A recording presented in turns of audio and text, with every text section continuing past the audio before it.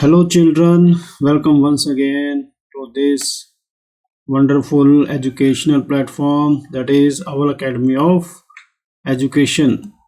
In today's video, we are going to discuss here with ICSE class 9th. Subject is biology. Chapter is second. Name of chapter is cell, the unit of life. Let's begin it. The unit of life. So, as the name of the chapter is cell, the unit of light, it is certainly the unit of life. तो इस chapter में बच्चों हमने सबसे पहले आपके जो ICSE board का सिलेबस है उसमें देखिए क्या है। The cell, unit of life, protoplasm के बारे में पढ़ेंगे हम। Basic differences between prokaryotic and eukaryotic cells, differences between animal and plant cell. तो इस सिलेबस को करने के लिए हमें इस रोड से होकर जाना पड़ेगा। We have to go through these topics, right. We are going to complete our journey through these topics. चलिए स्टार्ट करते हैं। सो सबसे पहले children, first of all you should know what is a cell. The chapter relates to the cell. So you have previously done your biology in lower classes. There you have found the definition of cell.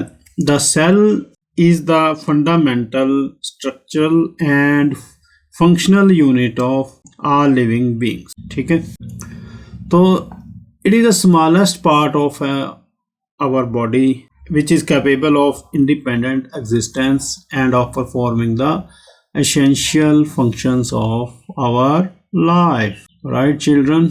तो इसमें देखिए कि mainly जो हमने पिछली classes में पढ़ा कि देयर जो what is biology. Biology is the study of living organisms, right. Living organisms, सिर्फ ऑर्गेनिज्म कह देना ही काफ़ी नहीं है क्योंकि it is a very broad subject. In this organism word there are microscopic amoeba to huge blue whale, right? But all these living organisms have a basic features in common, that is cell. That is, they are made of building blocks. Building blocks are what? These are building blocks, right? These are building blocks, right? So these building blocks are called cell, right? These building blocks are called cell, right children? So this is the structure of our cells. These are building blocks of our body, and the definition of the cell is, it is the fundamental, structural and functional unit of all living beings, right? So in our body, every organ, like just like the skin, the brain, the heart or muscles, bone, they are composed of hundreds and thousands of such cells, right? Similarly, every part of plant, leaf, flower, they are also composed of exceedingly large number of cells, right? This is a basic thing as all we know. So these cells have their own life. In fact, every cell has its own life. Old and weak cells in the body continually die and they are replaced by the new cells. So one example is, simple and common example is red blood cells, that is RBCs. These RBCs, for instance, die about after 120 days. They are regenerated about after 120 days.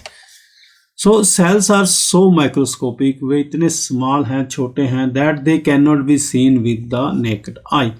हम अपनी body को देख सकते हैं आई से, but body के अंदर जो सेल्स हैं we can not see them with naked eye. So तो यहाँ पर चिल्ड्रन के therefore natural that it was natural that their existence could not be detected by man until they have invented the magnifying aids, जो उनको बड़ा करके दिखा सकें। तो ये मैग्नीफाइंग एड्स क्या थी? These were microscopes, right. So यहाँ पर जो एक खास चीज, यहाँ पर आपको दो खास चीजें देखने को मिली हैं। एक तो रेड ब्लड कॉर्पसल्स का लाइफ स्पैन, और दूसरा यहाँ पर आपको जो बच्चों एग्जामिनेशन पॉइंट ऑफ व्यू से चीज इंपॉर्टेंट मिली है वो है जाइगोट। कि most organisms including ourselves start life as a single cell. This single cell is called zygote. Please keep it in mind. In biology, this word come again and again. चलो move करते हैं next. तो हम बात कर रहे थे microscopes की. Sorry. The second topic is the invention of the microscope and discovery of the cell. Right.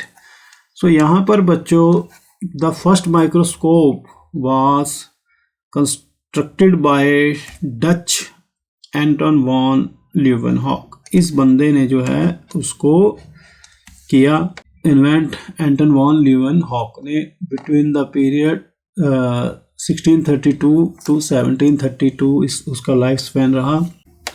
तो he was an ordinary public official who ground lenses and made microscopic observation as a hobby. ये मतलब उनकी hobby थी कि lenses को जो है इकट्ठा करना और बनाना एंड उनको जो है माइक्रोस्कोपिक ऑब्जर्वेशंस के लिए यूज़ करना. तो it is said to have के that man has constructed 400 microscopes. So ये जो माइक्रोस्कोप उन्होंने बनाए these were called simple basic microscopes because they consist of single biconvex lens. ठीक है. तो some of these microscopes had a considerable magnifying power up to 200 times. Right.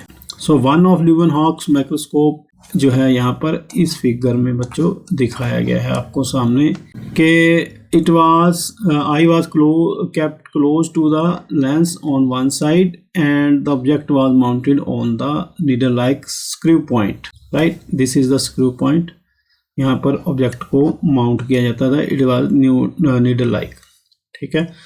on the opposite sides of the lens. Sorry. चलिए आगे देखते हैं.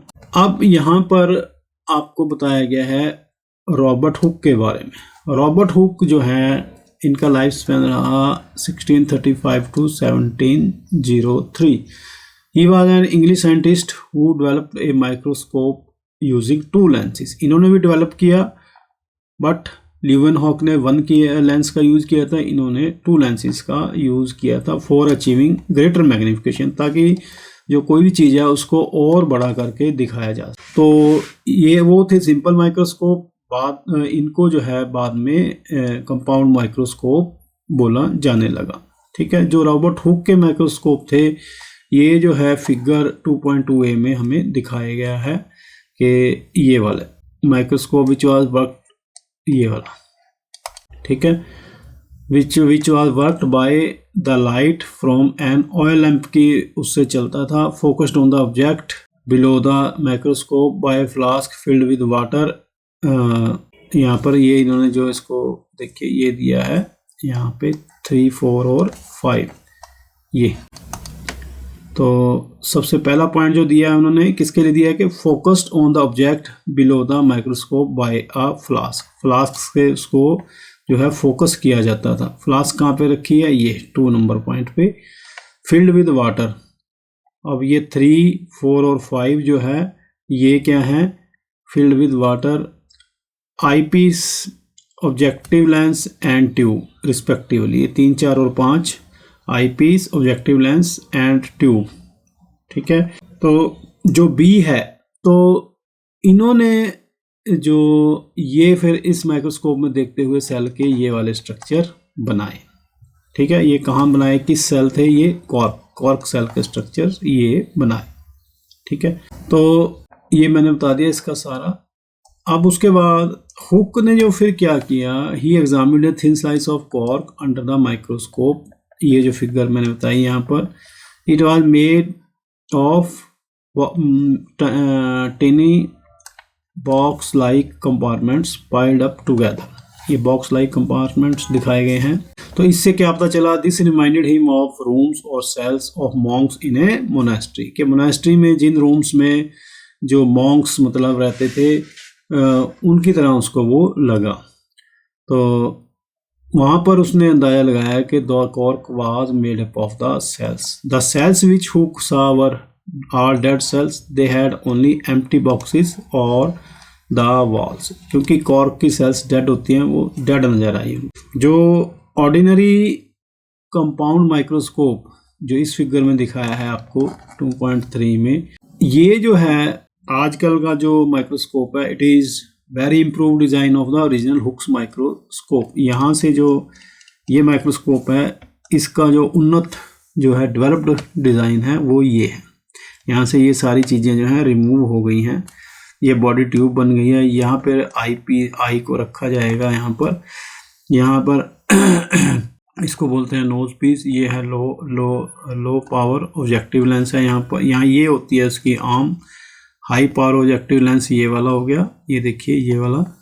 ये जो रखा गया प्लेटफॉर्म, इसे बोलते हैं स्टेज। यहाँ जो उसको फिक्स करने के लिए जो क्लिप्स लगाई जाती है उनको बोलते हैं स्टेज क्लिप्स। ये जो होती है एडजस्टमेंट, इससे लेंस को ऊपर नीचे करके देख सकते हैं, very fine adjustment they are. और यहाँ पर जो है लाइट सोर्स है जिसमें वो नज़र आएगा। तो ये जो हो गया इसका base. This is an ordinary compound microscope. चलो ये समझने के लिए ठीक है, एग्जामिनेशन पॉइंट ऑफ व्यू से इट इज लेस इम्पोर्टेंट। चलिए अब उसके बाद जो आ गया हाईली डेवलप्ड इलेक्ट्रॉन माइक्रोस्कोप, ये वाला। ये देखिए कि जब ये इलेक्ट्रॉन माइक्रोस्कोप आ गया तो इसने फर्दर नॉलेज जो है ऐड कर दी, ठीक है। और ये जो है नॉलेज किसके बारे में, अबाउट द सेल्स के बारे में इसने और ज़्यादा नॉलेज हमें दे दी। क्योंकि ये जो है सेल्स को 2 लाख टाइम्स गुना करके देख सकता है as compare to the ordinary compound microscope which magnifies an object to a maximum of about 2000 times. तो यहाँ पर ये चीज़ इंपॉर्टेंट होगी कि इन दोनों का डिफरेंस क्या है मैग्नीफिकेशन पावर का, कि it can show 2 lakh times, ये इट कैन शो 2000 टाइम्स, ठीक है।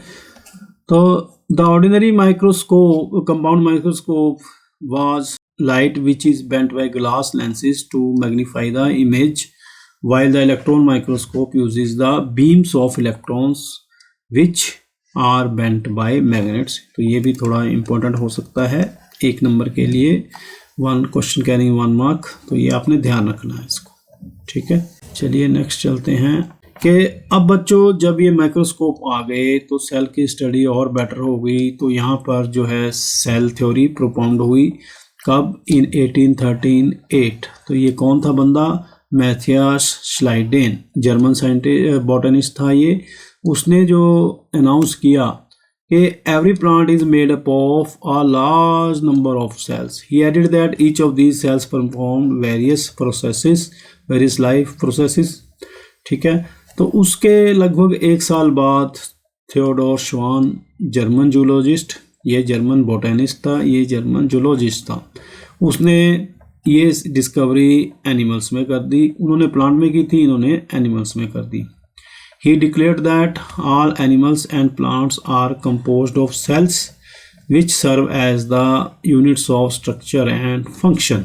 तो इसको फिर शॉर्ट रूप में जो है सेल थ्योरी का नाम दे दिया गया, having proposed by both Schleiden and Schwann in the year 1839, right, ठीक है जी। ये हो गया श्लाइडेन एंड श्वान का कंट्रीब्यूशन सेल थ्योरी का। उसके बाद बच्चों क्या हुआ कि नवा बंदा आया वर्च्यू इन 1858 के उसने कुछ एडिशन कर दी सेल थ्योरी में, पुराने वाले में। उसने कहा कि जो सेल्स हैं दे arise from the pre existing cells, ठीक है। तो यहाँ पर 3 मेन पॉइंट जो निकल के आए बच्चों, वो क्या थे सेल थ्योरी के। The cell is the smallest unit of structure of all living things, number 1, ये हमें पता ही है। दूसरा हो गया the cell is the unit of function of all living beings, ये भी हमें पता है। थर्ड हो गया कि all cells arise from the pre existing cell, ये उसका मेन पॉइंट हो गया, ठीक है जी। तो ये 3 पॉइंट आपने याद रखने हैं। चलिए नेक्स्ट किसके थे, ये वर्च्यू के थे, जिसके बाद सेल थ्योरी में अमेंडमेंट हुई। तो बच्चों चलो ये ठीक है कि सेल थ्योरी बन गई, ठीक है, बन गई, पर एक्चुअली क्या आपकी समझ में आई? तो इसके लिए समझाने के लिए यहाँ पर 2 एग्जाम्पल लिए गए हैं, किस किस के एक तो ले लिया इन्होंने मैंगो का प्लांट्स में और दूसरा ले लिया जो है फ्रॉग का एनिमल्स में। ठीक है बच्चों, तो अब यहाँ पर इन्होंने इसके बारे में बताया है कि सबसे पहले जो चीज़ ली उसकी बनावट यानी स्ट्रक्चरल यूनिट के if we take any part of the body of a frog और any part of a mango tree and examine it under a microscope it will show a cellular structure, it will definitely show a cellular structure. ये तो हमें पता है क्योंकि cell से बने हैं तो सेल तो दिखाएंगे ये। दूसरा, ये जो है सेल की जो आपकी डेफिनेशन है उसमें स्ट्रक्चरल यूनिट को प्रूव कर रहा है। ठीक है, फिर उन्होंने प्रूव किया फंक्शनल यूनिट कि any function in the body of the frog और in the mango tree is due to activity in its cells. ये तो बिल्कुल सही है कि जब तक सेल एक्टिविटी नहीं करेंगे तो कोई मूवमेंट या फंक्शन नहीं होगा। For example, movement of the frog is due to the contractions of muscle cells, बिल्कुल right. Food is digested by the enzymes which the cells of gut secrete. तो बच्चों आज जो है साइंस जो बायोलॉजी है वो काफ़ी डेवलप हो चुकी है, अलग अलग जो इसकी ब्रांचेस बन चुकी हैं, they are specific in their field. पर उस टाइम पे ये स्पेसिफिसिटी नहीं थी, स्पेसिफिक नहीं थे। ठीक है, ये जो है आपको जो start of the cell theory बता रहे हैं, तो देखिए वहाँ से कैसे ये डेवलपमेंट होती गई और आज की जो है टाइम में ये डेवलपमेंट कहाँ पहुँच चुकी है। तो देखिए वहाँ से उन्होंने अंदाजा लगाया कि food is digested by the enzymes which the cells gut secrete करती है, उससे वो फूड डाइजेस्ट होता है। This digested food is absorbed by the cells and the absorbed food is used up in cells for various metabolic activities. We all know today it very well. पर उस time पे कितना मुश्किल हुआ होगा इसको जो है प्रूव करना। तो इसी तरह इन्होंने एनिमल्स में ये प्रूव कर दिया। उसके बाद बच्चों जो मैंगो ट्री था, प्लांट्स में mango tree, photosynthesis occurs in the cells of the leaves, the root cell absorb water from the soil and so on। ये हमें photosynthesis का प्रोसेस आज बहुत अच्छी तरह पता है, हम इसको बता सकते हैं, पर उस टाइम पे इन्होंने ये नोटिस किया एट दैट टाइम, राइट। उसके बाद अगली जो पॉइंट है कि cell die and are replaced the body of the frog और ऑफ ए मैंगो ट्री, जो हमें पता है कि मिलियंस ऑफ सेल से मिलकर बनी है। यहाँ पर इम्पॉर्टेंट कुछ खास नहीं है, बट इनके जो स्ट्रक्चरल यूनिट, जो फंक्शनल यूनिट और ये जो चीज़ें ये आपने माइंड में रखती हैं कि फ्रॉग की बॉडी, मैंगो की body, they are composed of millions of cells. Many of these cells continuously die and are replaced by new ones which are formed by the division of younger cells। ठीक है, अगर ये sales die ना करें, replace ना हो तो क्या होगा, ढेर लगता जाएगा। एनिमल की बॉडी में ना हो तो फैटी होता जाएगा, प्लांट्स भी ऐसे ही होते जाएंगे, तो अनयूज्ड सेल्स इकट्ठी होती जाएंगी which can lead to a disease, right। formation of cells from pre-existing cells is a never ending chain। ये चलता रहता है हर एक बॉडी में जब तक कि उस बॉडी की डेथ ना हो जाए, चाहे वो प्लांट बॉडी है चाहे वो एनिमल बॉडी है, राइट। तो उसके बाद अगला पॉइंट क्या है सेल थ्योरी का, most life starts as a single cell. जैसा कि मैंने आपको पहले बताया था, single cell means zygote.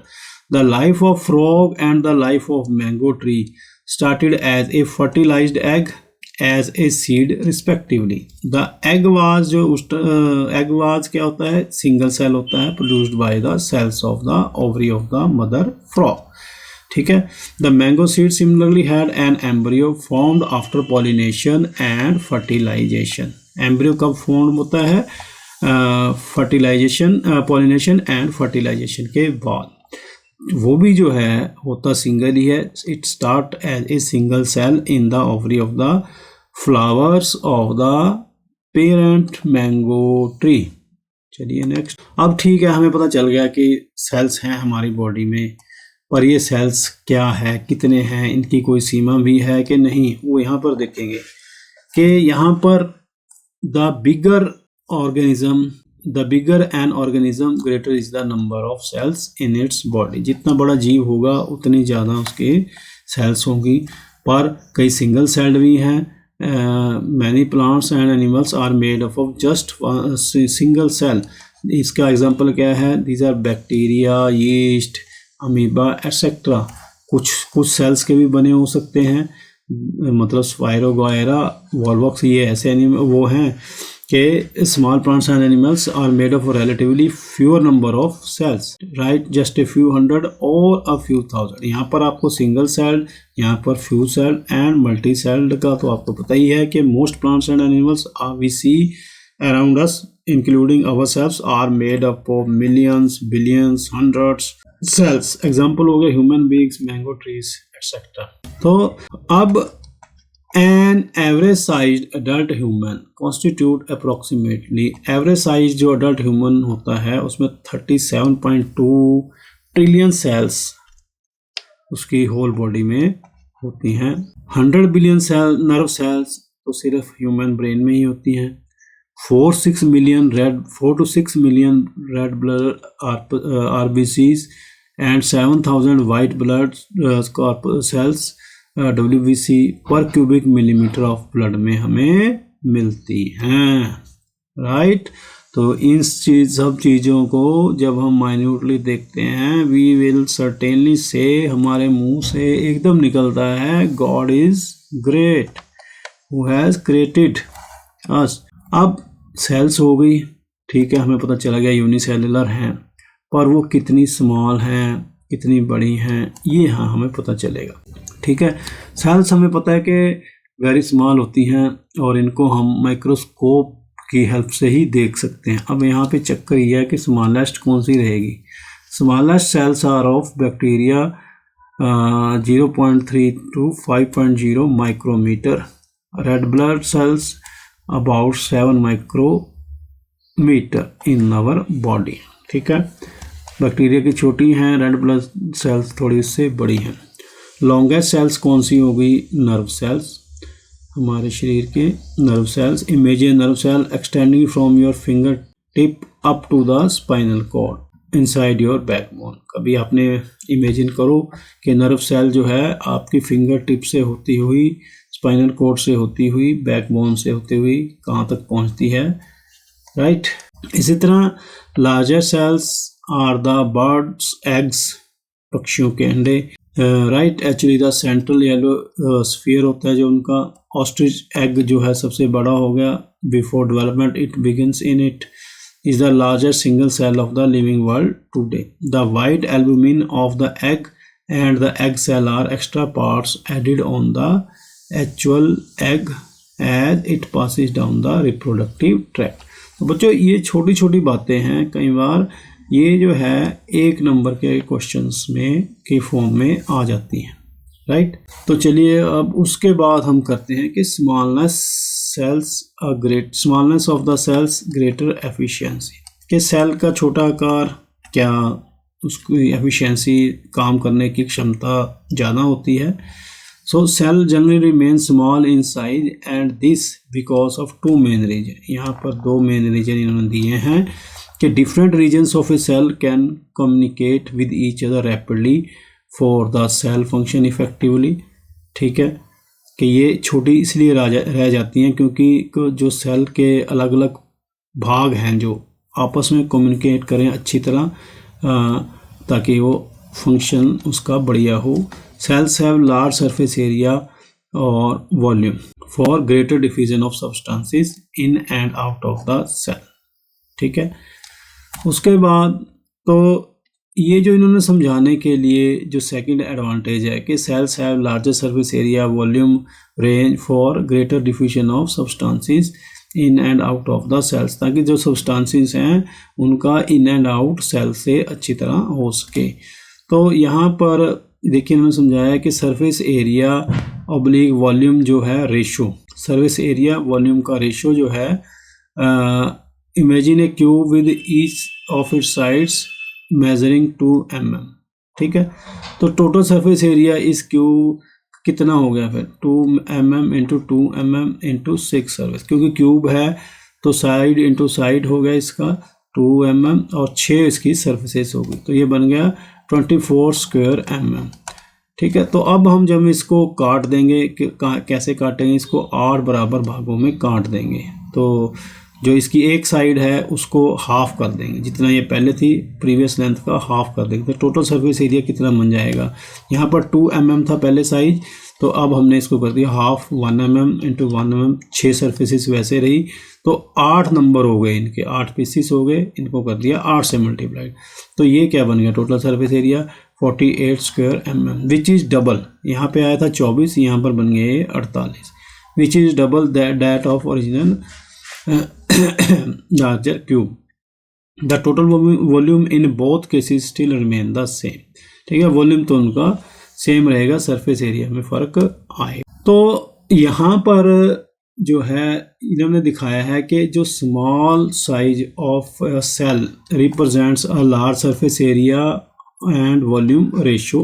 Good, ये देखिए इन एंड आउट जो है सब्सटेंसेस जो है न्यूट्रिएंट्स आ रहे हैं, कार्बन डाइऑक्साइड बाहर, कार्बन डाइऑक्साइड ऑक्सीजन अंदर, न्यूट्रिएंट्स अंदर, वेस्ट बाहर, अदर सब्सटेंसेस अंदर बाहर, वाटर अंदर वाटर बाहर। ठीक है, तो यहाँ से आपको क्या पता चलेगा कि द लार्जेस्ट सरफेस एरिया, ये चीज़ यहाँ पर हमारी इंपॉर्टेंट निकल कर आई, the largest surface area relative to volume of the cell ensures greater diffusion of, इससे क्या होगा ग्रेटर डिफ्यूजन होगी सेल में, नंबर 1। नंबर 2 क्या होगा, मेटाबॉलिक वेस्ट जो है interior to the outside of the cell. ठीक है, थर्ड हो गया रेस्पिरेटरी, दैट इज जो रेस्पिरेटरी गैस है, मतलब ऑक्सीजन अंदर आएगी और कार्बन डाइऑक्साइड बाहर जाएगी।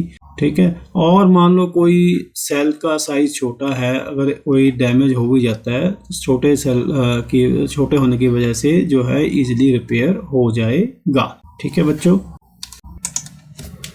तो बच्चों आगे चलते हैं हम सेल शेप्स के ऊपर, to suit our functional requirement, कि हमारी फंक्शनल रिक्वायरमेंट के हिसाब से सेल की शेप जो है कैसी होती है।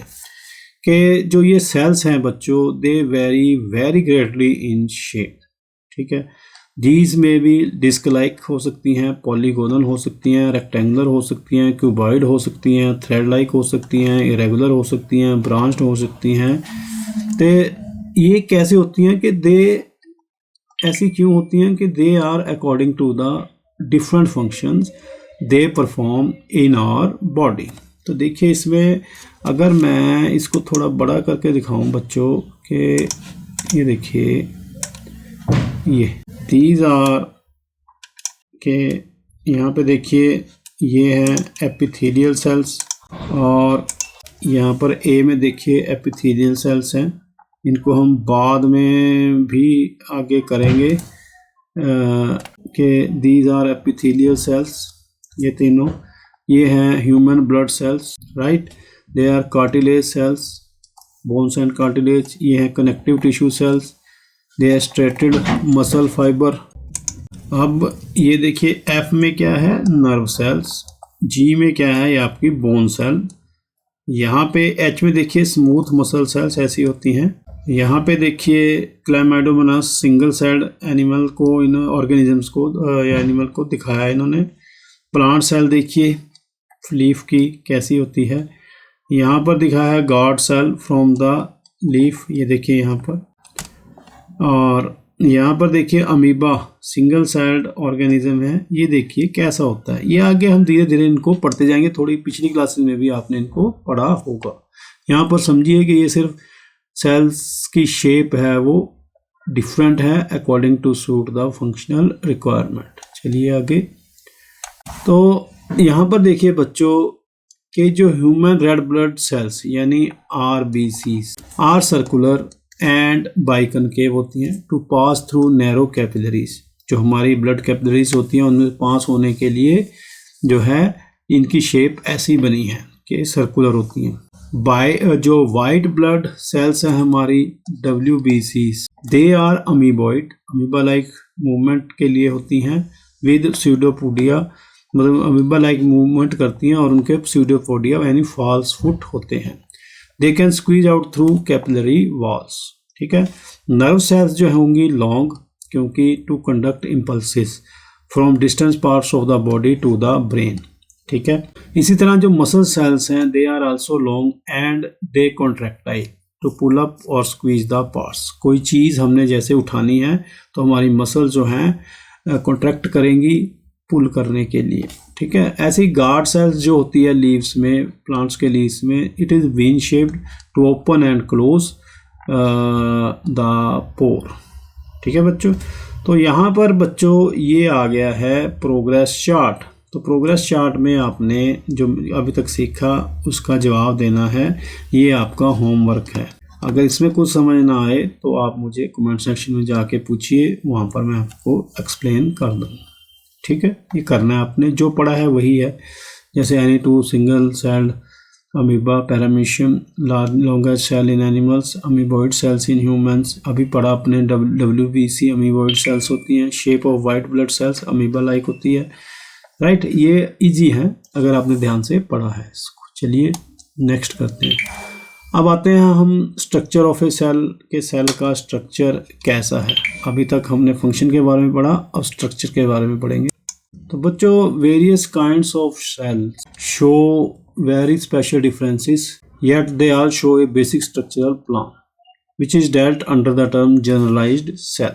तो इसका जो स्ट्रक्चरल प्लान है जनरलाइज्ड सेल के अंदर हम इसको पढ़ते हैं, डेल्ट करते हैं। A generalized cell consist of cell membrane. अब ये जनरलाइज्ड सेल क्या है? जनरलाइज्ड सेल मेम्ब्रेन होगी इसके अंदर, दैट इज प्लाज्मा मेम्ब्रेन। दूसरा हो गया न्यूक्लियस और तीसरा हो गया साइटोप्लाज्म। ये आज तक आप पढ़ते आए हैं। ठीक है, so figure 2.6 shows the structure of A generalized animal cell and of a generalized plant cell as seen under the compound microscope। इसको हम देखते हैं कि आगे फिगर दिया है। हाँ, ये आ गया generalised plant cell and generalised animal cell का स्ट्रक्चर है ये। अभी करते हैं इसको, पीछे पहले थोड़ा पढ़ लें कि इसके अंदर जो सेल ऑर्गेनेलिस आपको नजर आएंगे, द लिटिल ऑर्गन्स को उनको बोलेंगे हम cell organelles. Most parts of a cell have definite shape, definite structure and definite function. Such parts are called organelles. ठीक है, little organelles. These organelles have the same status in a cell as the organs have in the entire body. तो इन organelles का same status होता है cell में, जो कि हर एक ऑर्गन का हमारी पूरी बॉडी में होता है। ठीक है, और एनिमल बॉडी और plant performing the specific function. So ये जो सेल ऑर्गेनेलिस होंगे बच्चों, दीज आर लिविंग पार्ट्स, ये ध्यान में रखना है। तो आओ अब हम इसमें थोड़ा देख लेते हैं कि पार्ट्स ऑफ ए सेल इन्होंने बताया है यहाँ पर। लिविंग पार्ट्स, इधर आगे नॉन लिविंग पार्ट्स। तो सेल मेम्ब्रेन जो होगी लिविंग पार्ट है, और सेल वॉल, ये सेल वॉल जो बच्चों ये सिर्फ प्लांट सेल में ही मिलती है, ये ध्यान रखना आपने, ये नॉन लिविंग होती है। और जो साइटोप्लाज्म है उसमें हमें मिलेगा एंडोप्लाज्मिक रेटिकुलम, जिसे ER भी बोल देते हैं, mitochondria, Golgi apparatus, ribosomes, lysosomes, centriosomes. ये जो सेंट्रियोसोम है इसको आपने ध्यान रखना है कि हमारी एनिमल सेल्स में ही मिलेगा। सॉरी, उसके बाद साइटोप्लाज्म में आपको प्लास्टिड भी मिलेंगे, पर ये सिर्फ प्लांट सेल्स में मिले। ये याद रखना है आपने अच्छी तरह, नहीं परेशान करेगा आपको। उसके बाद साइटोप्लाज्म में हमें और क्या मिलेगी, जो ये थे लिविंग। नॉन लिविंग क्या होंगे साइटोप्लाज्म में? ग्रैन्यूल्स होंगे, वैक्यूल्स होंगे और फैट ड्रॉपलेट्स होंगे। ठीक है, अब न्यूक्लियस में क्या मिलेगा हमें? लिविंग न्यूक्लियर मेम्ब्रेन मिलेगी, राइट, न्यूक्लियोई मिलेगा और क्रोमेटिन फाइबर्स मिलेंगे। ये तीनों जो हैं लिविंग हैं। उसके बाद न्यूक्लियस में मिलेगा non living part, that is nucleoplasm. चलिए अब अगला स्ट्रक्चर देखते हैं जो हमने अभी देखा था। तो इस स्ट्रक्चर में बच्चों देखिए कि ये जो है ये है एनिमल सेल और ये जो है ये है प्लांट सेल। ठीक है, तो जनरलाइज्ड हैं ये animal cell and generalized plant cell and seen in the under ordinary microscope। ठीक है, तो यहाँ पर इन्होंने क्या किया के parts common to both cells and the parts which are found exclusively in the animal cell और इन द प्लांट सेल्स। ये पार्ट जो आपने ध्यान रखना है, ठीक है। तो इसको हम भी थोड़ा रेड कलर से देख लेते हैं। अब यहाँ पे देखिए सेल वॉल, ये एक्सक्लूसिव है, सिर्फ प्लांट सेल में ही नज़र आ रही है आपको। सेल मेम्ब्रेन बोथ में है। सेंट्रियोसोम सिर्फ कहाँ पे है, एनिमल सेल में। Golgi apparatus animal cell and plant cell दोनों में नज़र आ रहा है। न्यूक्लियस जो है गोल्जी ऑपरेटस सिर्फ एनिमल सेल में नज़र आ रहा है। न्यूक्लियस जो है दोनों में नज़र आ रहा है। न्यूक्लियोलस भी दोनों में नज़र आ रहा है। न्यूक्लियोप्लाज्म भी दोनों में नज़र आ रहा है। क्रोमेटिन फाइबर्स दोनों में नज़र आ रहे हैं। साइटोप्लाज्म दोनों में नज़र आ रहा है। माइटोकॉन्ड्रिया दोनों में नज़र आ रहा है। वैक्यूल दोनों में नज़र आ रहा है। और जो क्लोरोप्लास्ट है वो सिर्फ प्लांट सेल में नज़र आ रहा है। ये देखिए, ठीक है। देखिए सेल वॉल प्लांट सेल में, सेंट्रियोसोम एनिमल सेल में, गोल्गी ऑपरेटस एनिमल सेल में और क्लोरोप्लास्ट जो है प्लांट सेल में नज़र आ रहे हैं ओनली, ठीक है। बाकी चीज़ें दोनों में कॉमन है। चलिए आगे बना लोगे आप। इसकी शेप तो देखो सिंपल ही है। ये पार्ट्स को आपको ध्यान में रखना पड़ेगा। ईच ऑर्गेनेल को उसकी शेप ध्यान में रखनी पड़ेगी। हैं ये इजी हैं, you can easily try it. चलिए नेक्स्ट अब इनके बारे में शुरू करते हैं डिटेल के। सबसे पहले आ जाती है बच्चों cell membrane and cell wall. So each cell is surrounded by a cell membrane और प्लाज्मा मेम्ब्रेन भी बोल देते हैं इसको। तो सेल मेम्ब्रेन जैसा कि पीछे मैंने बताया, it is living and has fine pores through which substances may enter और leave the cell. Cell membrane is composed of lipoproteins. ये देखिए यहाँ पे लिपोप्रोटीन शब्द इंपॉर्टेंट है, इसको याद रखना। तो उसके बाद इसमें स्पेसिफिक जो होता है इसका एक गुण, वो है permeability of the cell membrane is selective. मतलब ये सिलेक्टिवली परमिएबल होती है। दैट इज मतलब इसका मतलब क्या है सिलेक्टिव का, जैसे सिलेक्टिव हो गया मतलब चुनी हुई चीज़ें ही जो है। It allows only certain substances to pass through while it prevents the other. कुछ को जाने देगी, कुछ को ये रोक देगी। अब प्लांट सेल में क्या होता है फिर सेल वॉल, ठीक है, सराउंडिंग द सेल मेम्ब्रेन, ठीक है। इस सेल मेम्ब्रेन के ये सिर्फ एनिमल में होगी, प्लांट्स में क्या होगी, इसके ऊपर क्या होगी सेल वॉल। एनिमल्स में ये नहीं होती है। द सेल वॉल जो है मिलकर बनी होती है किससे, सेलुलोज और नॉन लिविंग सबस्टेंस। ये याद रखना आपने, इंपॉर्टेंट है। Cellulose non living substance. Plant cell wall is composed of cellulose. दो इस सेल वॉल का काम क्या है, जैसे ये वॉल से ही लग रहा है कि इट गिव्स शेप एंड, जैसे ये हमारे मकान में कोई वॉल होगी वो हमारे मकान को शेप देगी। It the cell wall give shape and certain degree of rigidity, मजबूती देगी ताकि हमें मौसम की मार से बच सकें, चोरों के एंटर होने से बच सकें, ठीक है। ये रिजिडिटी देती है सेल को विदाउट इंटरफियरिंग, मतलब इसके जो फंक्शंस हैं इनको इंटरफियर करे बगैर, उसमें कोई दखल नहीं देती है। तो it is the cell wall is freely permeable है, allowing the substances in solution to enter and to leave the cell without hindrances, ठीक है। The cell wall shown in figure 2.6 हमने पीछे देखी figure, also shows portion of cell wall of 6 surrounding cells. A thin middle layer shown as thick dark line holds the 2 adjacent cells together. पिछले page पे देख लेते हैं cell wall को।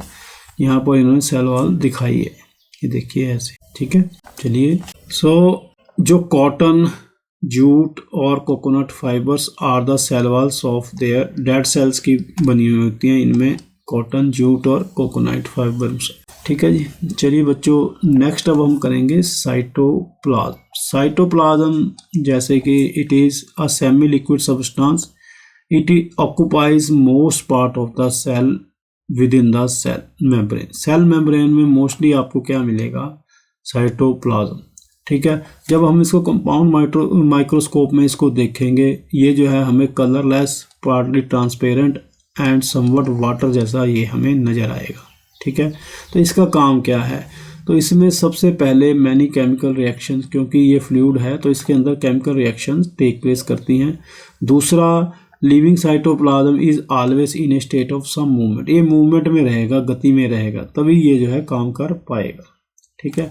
तो इस साइटोप्लाज्म है कहाँ, ये देखिए यहाँ पर, ये साइटोप्लाज्म एनिमल सेल में है, और इसमें जो है आपको यह प्लांट सेल में है, ये देखिए यहाँ पर दोनों में साइटोप्लाज्म मिलता है।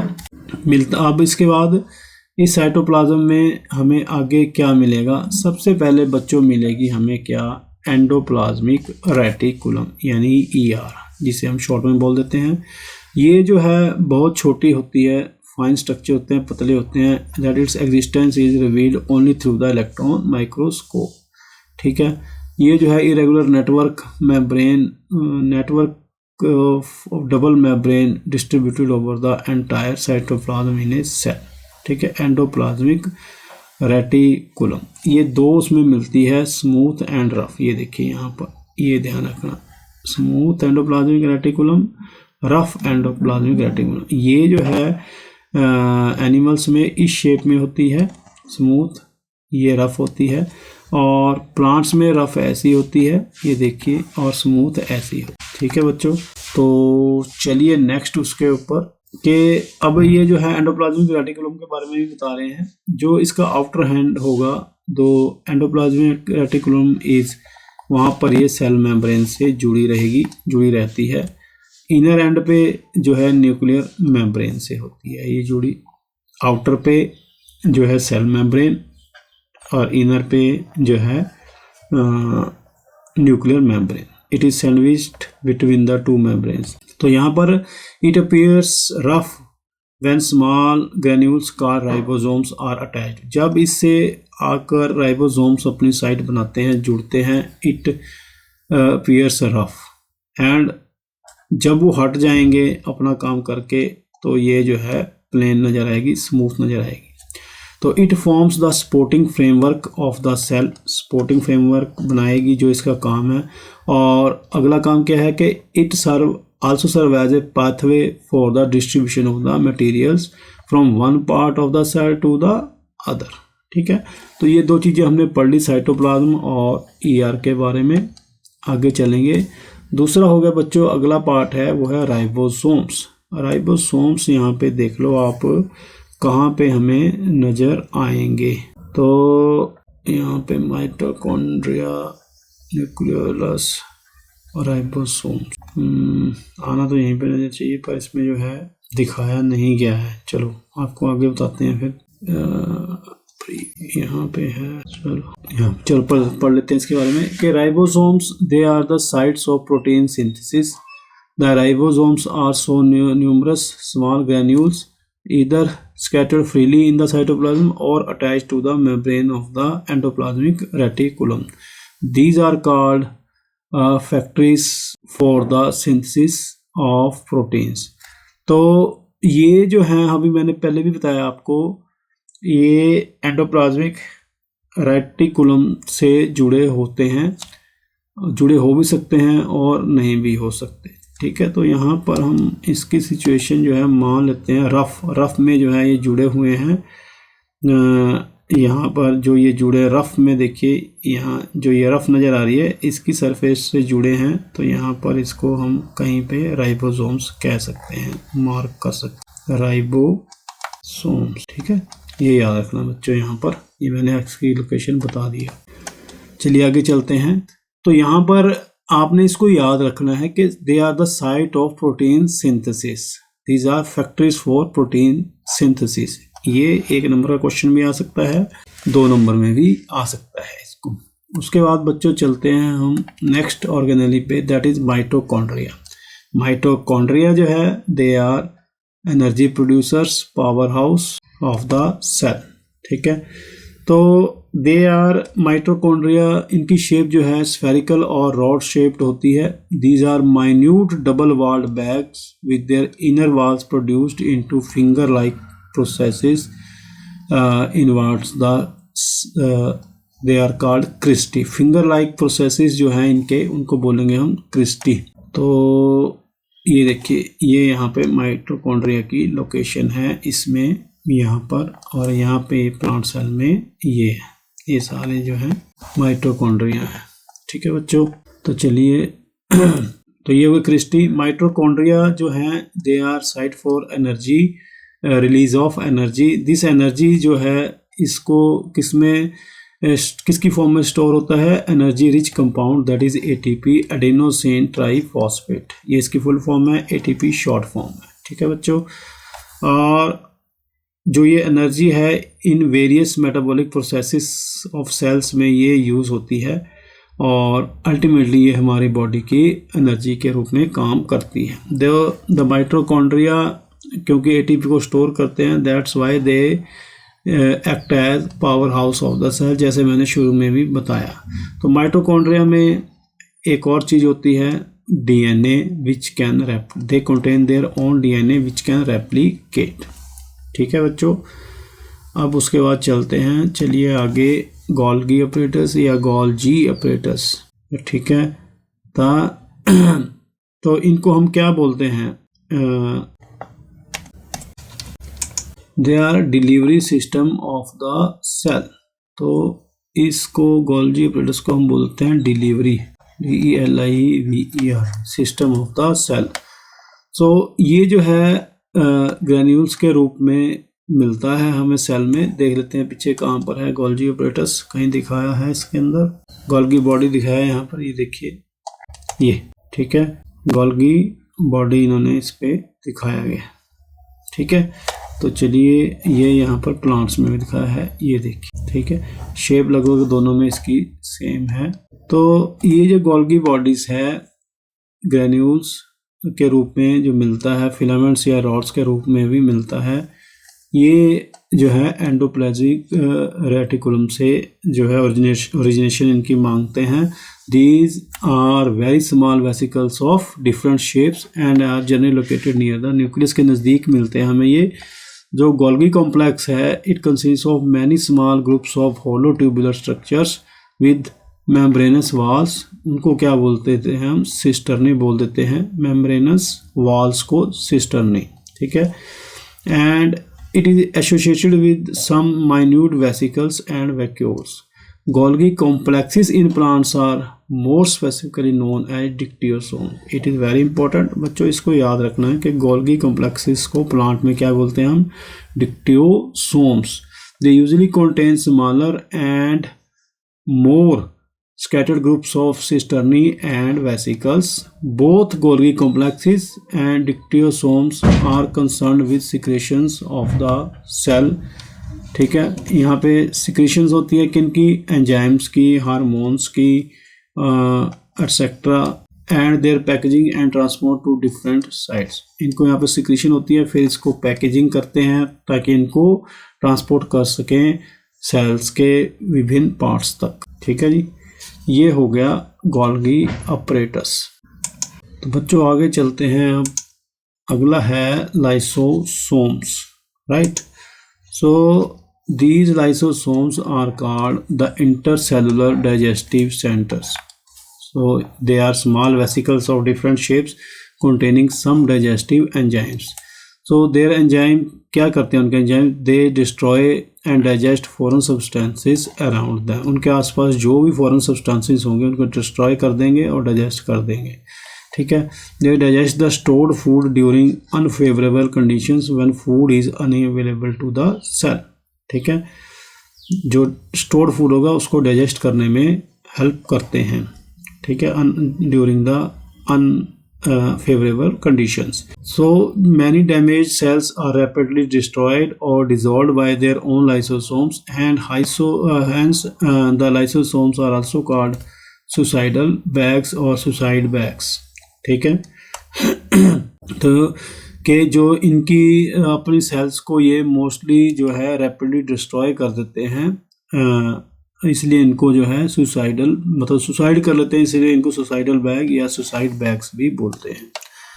आगे चलो बच्चों, आगे जो है सेंट्रियोसोम एंड सेंट्रियोल्स हैं।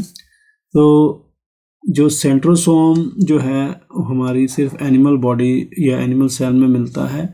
तो जो ये होता कब है कि जब सेल डिवीज़न माइटोसिस और मियोसिस होती है, spindle fibres develop to form the सेंट्रियोसोम।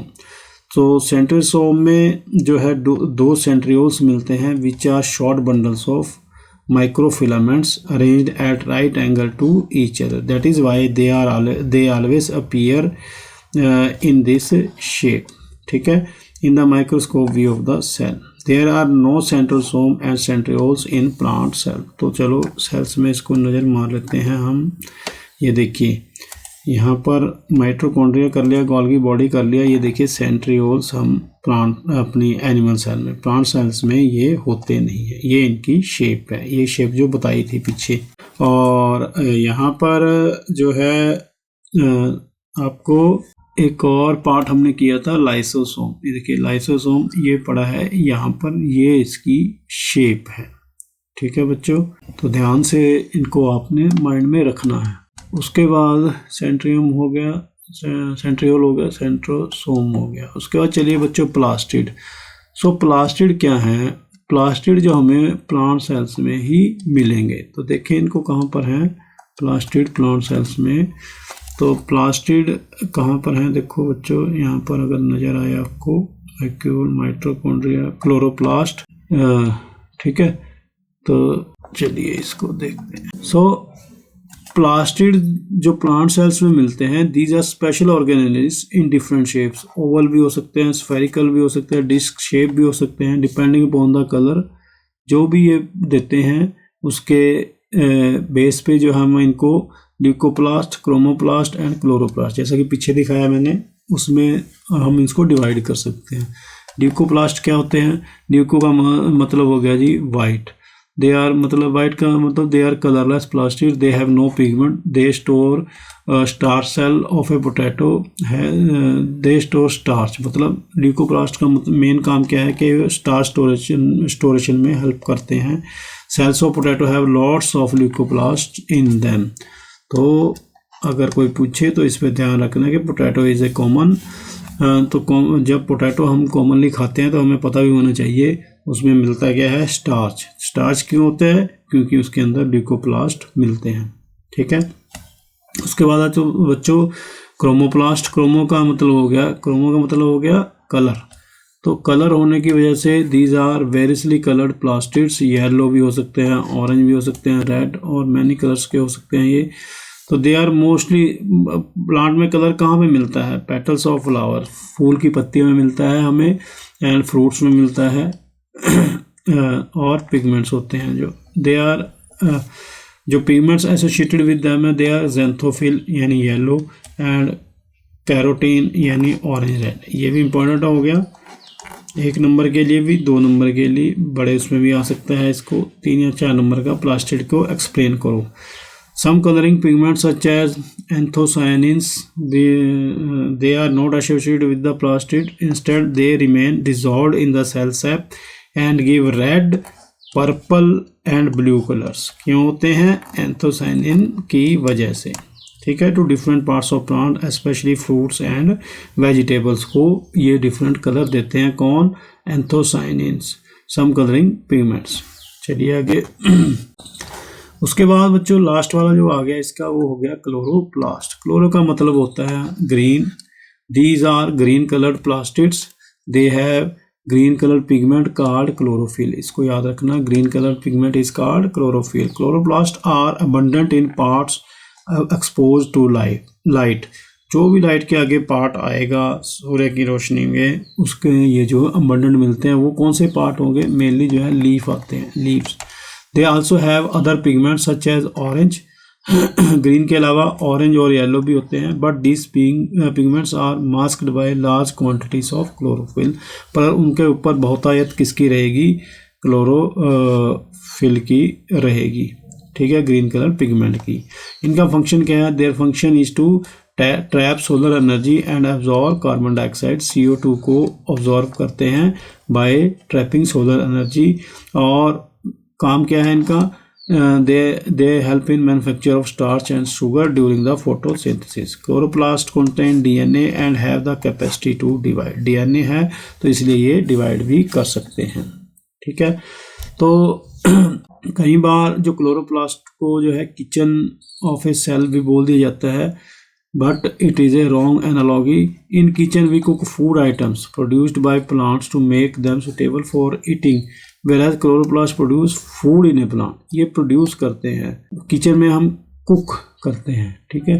Production और कुकिंग दो अलग अलग चीजें हैं। उसके बाद green turns into red, raw tomatoes हो गए और या अनराइप चिलीज, कच्ची जो मिर्च होगी, they are green due to chlorophyll, क्योंकि ग्रीन पिगमेंट उसमें बहुतायत होता है। जब ये पकते हैं during the ripening the chlorophyll degenerates and the mask red या कैरोटीन टेक्स ओवर, वहाँ पर क्लोरोफिल नीचे चला जाता है और जो कैरोटीन है वो टेक ओवर कर लेता है, ठीक है बच्चों। तो चलिए बच्चों, यहाँ तक ये वीडियो तकरीबन 1 घंटे का हो गया है। अगर आपको वीडियो ये पसंद आया है तो इसको लाइक शेयर सब्सक्राइब जरूर करें अपने और फ्रेंड्स को भी दिखाएं ताकि उनकी भी हेल्प हो सके। अगले भाग में हम इस वीडियो को जो है इस चैप्टर को पूरा करने का प्रयास करेंगे क्योंकि काफ़ी बड़ा चैप्टर है। Till then it's goodbye. देखते रहें अवल अकेडमी ऑफ एजुकेशन।